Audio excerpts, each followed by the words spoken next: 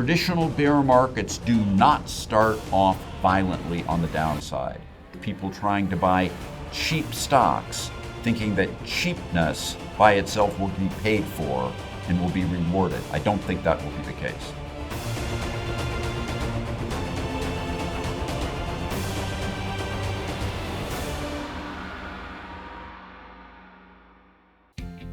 For today, I'm delighted to have the living legend of global finance. Ken Fisher has joined us today. Hello, Mr. Fisher. It's great to have you with us. Hi, Trisha. Thank you for having me. Thanks for joining us today. I figured we could start with the outlook of 2022 stock markets. 올해 글로벌 증시는 연초부터 격한 변동성 장세를 이어가고 있습니다. 지금이 투자 적기라는 의견도 있지만 일각에서는 본격적인 하락장을 시작하지도 않았다라는 분석이 나오는데요. 공감하시나요? No, I have thought from late last year, as I've written many times in many places, that this is going to be a year with a very volatile first half and will be emotionally challenging for people. I didn't particularly at all anticipate that January would start as rugged as it did in any regard.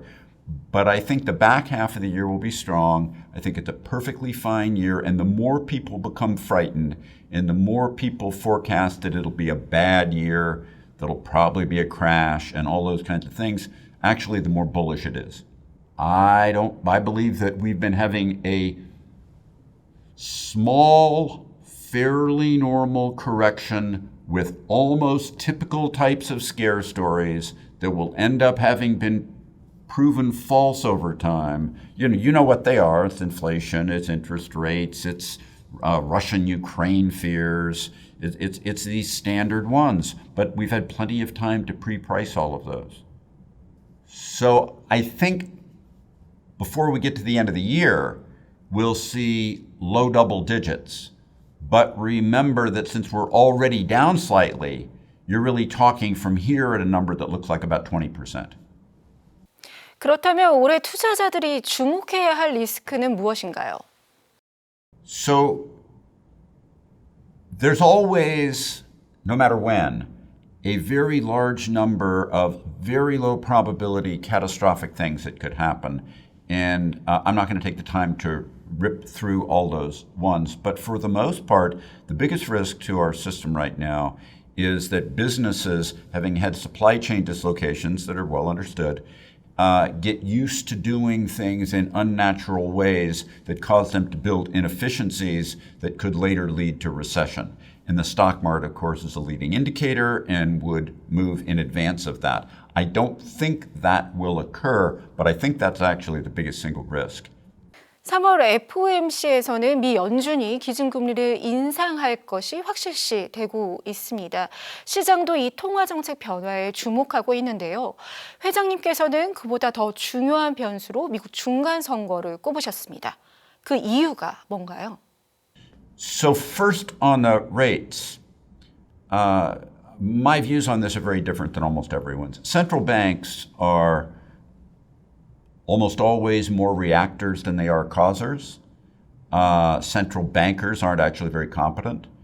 The history of central banks' movements are twofold. One, their initial rate hikes in every cycle, in any cycle, have tended to be foreshadowed by slightly rising long rates as we've seen. But then after that initial rate hike, the next 6, 12, and 24 months, long rates are actually much more benign and only rise a little bit. And that surprises everyone, and I expect that'll occur this year. The second part of your question is about the U.S. political cycle. And in fact, not just in America, but in many other places, starting already with Italy and moving next month to France. Around the world, we've got lots of confrontational talk about politics, but particularly in America, the biggest election, the midterm election in November, the outcome of that is to create hardcore gridlock where big, surprising legislation that can impact taxes, government spending, property rights, regulation, all of that gets basically eliminated.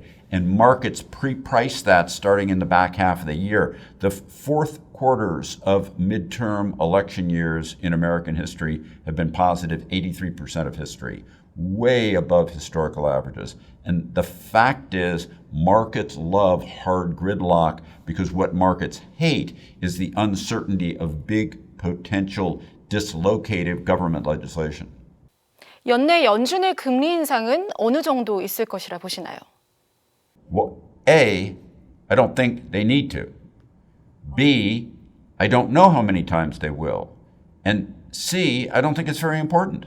The fact of the matter is we have a long history of central banks having an initial rate hike in cycles. We have a long history of other prices and what's happened in the aftermath of those initial rate hikes. And the fact of the matter is that there's very little that's watched more carefully by market observers than central banks. They're very fixated on this topic. And because of that, those things that are done tend to be pre-priced. They tend not to be something that happens in terms of other market movements after the fact. Everyone knows the major central banks are going to raise rates. They don't know exactly when, they don't know exactly how many times, they don't know exactly how much, but they're already betting on that very heavily. So it's heavily pre-priced in prices now, therefore having less future power than almost anyone thinks. When you think about markets correctly, you have to always think of them as pre-pricing all widely known information, opinions, everything that people can possibly worry about. 그렇다면 미국 인플레이션에 대해서는 어떻게 평가하시나요? 최근 찰리 먼거 버크셔 부회장은 핵전쟁만큼이나 위험한 변수다라고 이렇게 평가를 하셨는데요. So the inflation, not just in America, but in many other places as well, is very heavily a function of the supply chain dislocations. The supply chain dislocations make it just hard to get a lot of things done, and there's a tremendous tendency for firms to want to say, gee, I've only got a little of this right now that I could give you, Mr. Customer or Ms. Customer. If you want a little more of it, you got to pay more. And that you got to pay more is the inflation that we're seeing right now as the supply chain dislocations work their way through and become more normal later in 2022.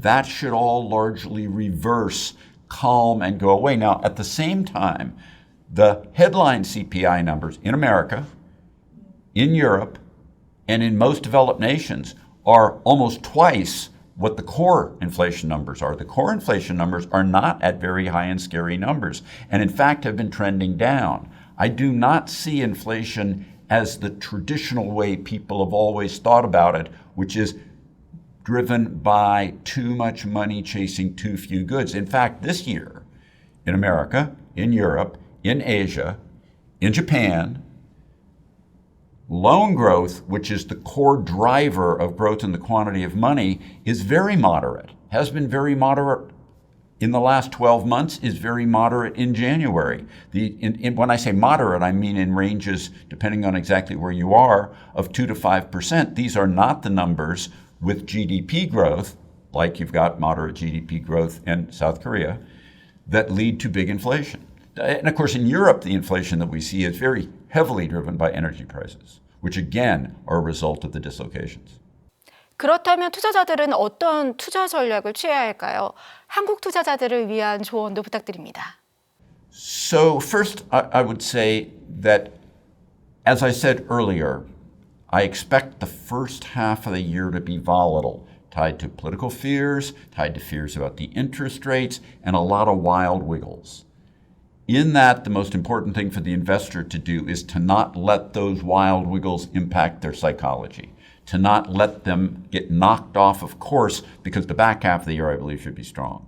And they should be allocating now for that back half of the year. And the part of that I think will be strong is exactly the part that's been weak, which is the bigger, higher quality, liquid, growth-oriented stocks. Now, if you think of it from a South Korean viewpoint, South Korea has an interesting market structure that I'm not sure. Sometimes it's hard for people in a country to see how their market structure varies from a lot of other countries. But if you get past the three biggest South Korean stocks, you very quickly get to a world that's primarily smaller mid-cap stocks to small-cap stocks. And the way I put that in perspective for you is the total South Korean market in money value is just almost exactly the same size as either the German market or the Swiss market. But South Korea has 5 to 10 times as many stocks as Germany or Switzerland, showing you that its average size of stock is much smaller, again, except for those few biggest ones like Samsung Electronics. And when you look at that market value spread over the more stocks, it acts more like, with a dispersion of growth and a certain amount of industrials, which neither have been great areas, it acts more like small cap. And it's displayed more like small cap in the last year, and in fact in January. So it's important to think globally and think about the stock market globally, because that acts differently than South Korea does. 한국 시장에 대한 분석을 좀 더 구체적으로 부탁드립니다. So when you think of Korea, as I mentioned earlier, it's important to remember that the Korean market overall is a market that acts a little bit like a small cap market. And in a period where bigger stocks do better, there tends to be the Korean market lagging. Korea also acts a little bit like emerging markets, and you've seen that a lot over the last 12 months. It'll continue to act a little like emerging markets, but I think as we move later into the year, emerging markets will start to do better. When you look at Korea itself, I think there is this spread between the three biggest stocks, and then moving down to the next tier in size. It would include things like Navir and LG Chem that are, in the 40 billion US market cap range. And it's those biggest stocks that would lead, and then moving into the smaller category, the more tech-oriented and growth and internet-oriented ones that would lead. So, last year in South Korea was the biggest year for initial public offerings ever. And the excitement, I think, should be tempered by looking forward always, not by looking back. And when we look forward, I'm going to revert to my forecast that I made earlier of the kinds of things that should be expected in the back half of the year, which is for the market to revert to a lot of the same kinds of stocks that were doing the very best before we ever went into the COVID era. The kinds of things that were doing well in late 2019 and early 2020, which would be the bigger, growthier stocks. And therefore, I wouldn't focus too locally on thoughts. 구체적으로 스탁에 대해서 여쭤보도록 하겠습니다. 2021년은 빅테크들에게는 최고의 해였는데요. 하지만 올해가 시작되고 나서 이 팡스탁에 대해서 전망과 또 평가가 개별 종목별로 좀 나뉘고 있습니다. 회장님께서는 어떻게 보시나요? So I actually believe that in some ways, some of that is going to reverse course, because in the period of 2020 with COVID and in 2021, there was a very heavy feature throughout the developed world to buy products. The services stocks did well, but the purchases went heavily toward product. In some ways, the consumer is oversaturated in product, and I would expect that to reverse course as we move toward a more normal period ahead. There's the normal retail consumer that can afford to spend, the traditional one that has spent and is spending, is actually very product laden right now, and you would expect that to slow down in more normal times. The traditional concept of the FAANG stocks will continue to do well in that normal time. As I said a few moments ago, the kinds of things that I think will do well in the back half of 22 will be the same kinds of things that were doing well before COVID started, which included those. 한국 개인 투자자들의 순매수 1위 미국 주식은 단연 테슬라입니다. 회장님께서는 전기차 섹터를 어떻게 보시는지, 그리고 LG에너지솔루션 또 삼성 SDI 같은 전기차 배터리 기업들은 어떻게 평가하시는지 궁금합니다. So the battery makers, which of course Korea is strong in, is a universe that can vend to any of the manufacturers of autos.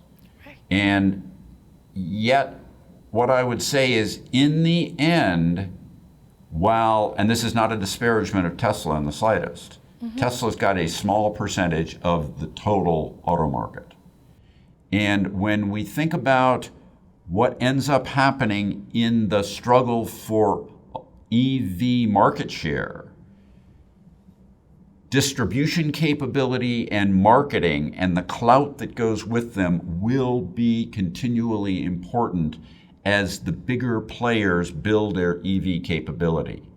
And so while I'm not suggesting Tesla won't be growing, I think you'll see more power, if you'll pardon the pun, from the traditional automakers as they move successfully into EV, and the battery makers need to be sure that they distribute across that universe fully, because a lot more of it's going to be in the traditional automakers than I think people think right now. 공급망 사태를 계기로 미국에 이어서 유럽도 대대적인 반도체 투자에 나서고 있습니다. 삼성 그리고 TSMC 같은 글로벌 반도체 기업들에게 미치는 영향은 어떻다고 보시나요? Companies that have been the leading companies in the world, like Taiwan Semi, like Intel, like Samsung, will continue to be the leaders. Those that have been the laggards will continue to be the laggards. Europe can say what they want to say, and they have about 8% of the global semiconductor market. They are not a strong leader relative to the size of the European economy. And in that, what I would say to you is that an awful lot of what they have is specialty niches. And it is very hard to throw a lot of capital at specialty niches. So while I do think they will spend money, I do think they will try, I do think they will grow, they will be somewhat limited. And the leaders, the big players that you mentioned, and others, for example, right now I'm in where I live in Dallas, Texas, and Texas Instruments, which is not one of the world's leaders, but it's a material player, will actually spend a huge amount of money and will probably grow more than any of the ones that are the Europeans. 시장에서는 성장주에서 가치주로의 사이클 전환이 시작됐다는 평가가 있습니다. 회장님께서는 어떻게 보시는지 또 조언해 주실 투자 전략이 있을까요? So,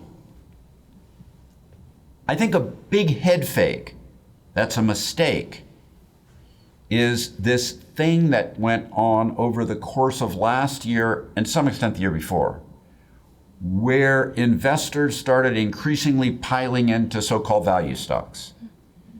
There's this notion that the growth stocks had led too long, which is largely true, and that there should be a rotation into value.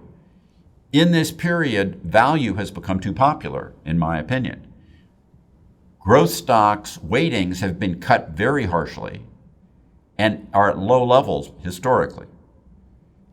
Having had great prior years, we're now seeing that being unwound, and I'm going to say to you that I think the back half of the year, the place to be careful is people trying to buy cheap stocks, thinking that cheapness by itself will be paid for and will be rewarded. I don't think that will be the case. I think the value stocks and the cheapest things will end up being sort of that which you get what you pay for and you're not paying for much, so you don't get much. 그렇다면 회장님께서는 투자할 종목을 어떻게 찾으시나요? I think this is really easy. I think this period is going to be the ones that are the big, easy to identify, high quality, not overly speculative growth stocks.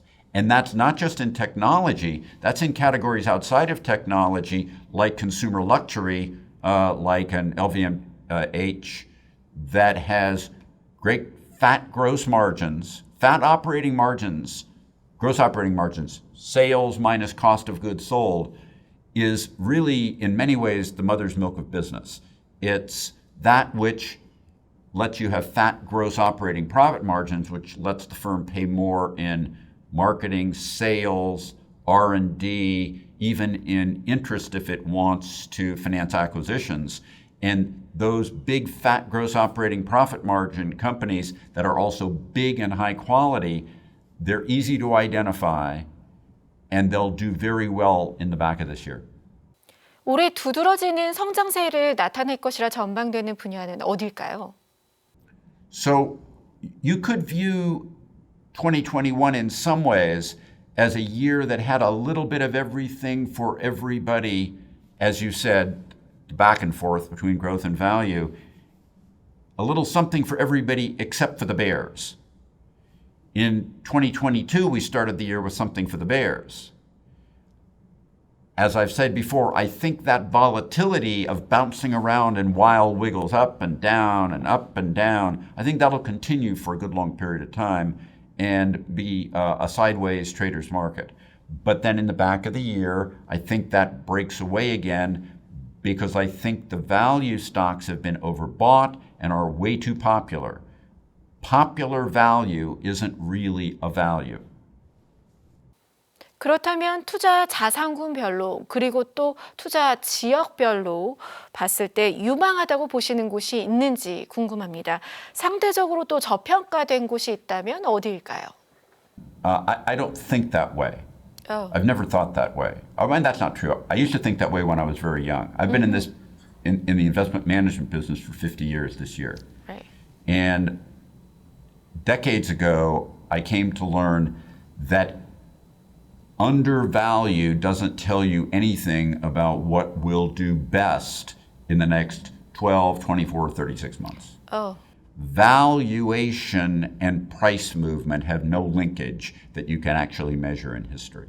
They're not related. There's not a correlation there. What moves is what people haven't been expecting to do well that does. And I think when you think of that, I've already mentioned tech and big tends to largely be coming out of, for the most part, America. It's not that the rest of the American market is so good, because the rest of the American market acts a lot like the sectors that make it up. But those biggest tech names, when you mentioned the FAANGs, that's an American phenomenon. 가상화폐에 대해서는 어떻게 평가하시나요? 새로운 젊은 세대들에게 투자 대안으로 자리 잡을 수 있다고 보십니까? I don't really know. I don't really need to know. Okay. I don't think about it that much. There's a lot of things I don't need to know to get to where I have to be and to accomplish successes that I need to achieve. There's a lot of times in life where you say to yourself, I know what I know, and I know what I don't know, and what I don't know I don't need to necessarily worry about. It's a big world. So I don't have a good answer for you. 포스트 코로나 시대에 어떤 변화가 다가올 것이라 예상하시는지 궁금합니다. 엔데믹에 맞춰서 구상하시는 투자 전략이 있을까요? So first, we're actually at the cusp of the post-pandemic era right now. Right. In much of the world, we're already moved into an endemic life.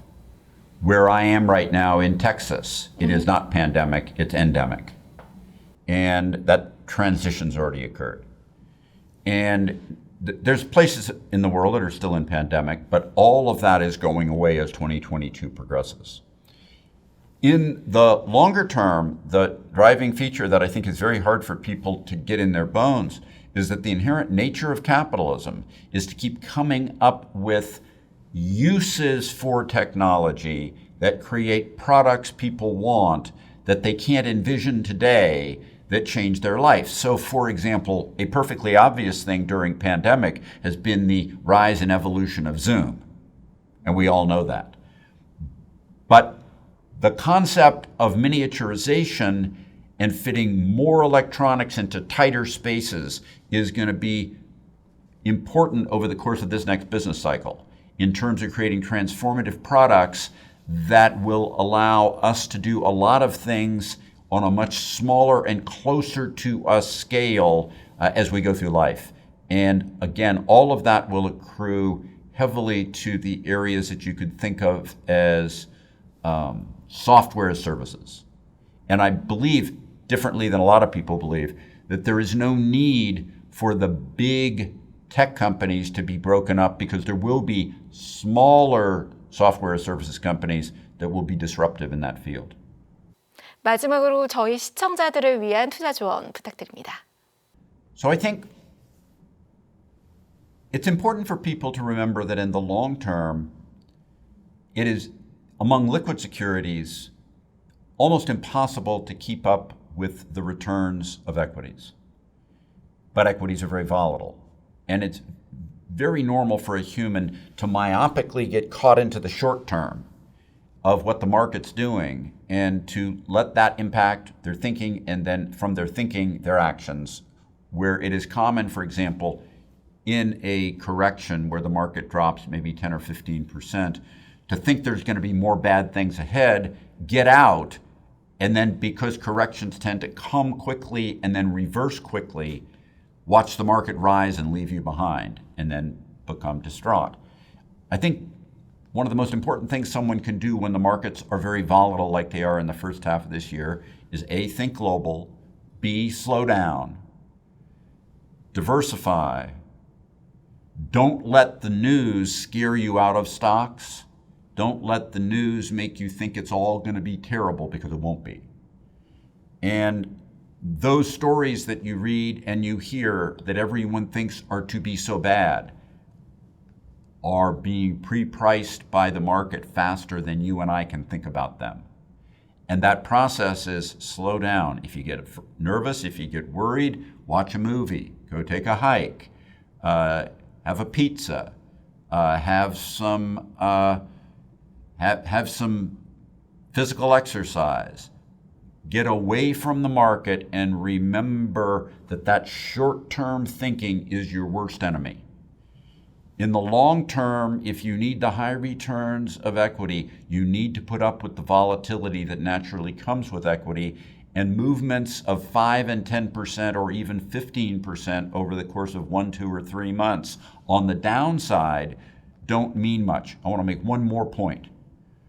With the exception of 2020, with COVID, driven by the lockdowns that occurred in 2020, traditional bear markets do not start off violently on the downside. Traditional bear markets start off slowly and gently. There's a basic rule about how bear markets proceed, which is that the last two-thirds of the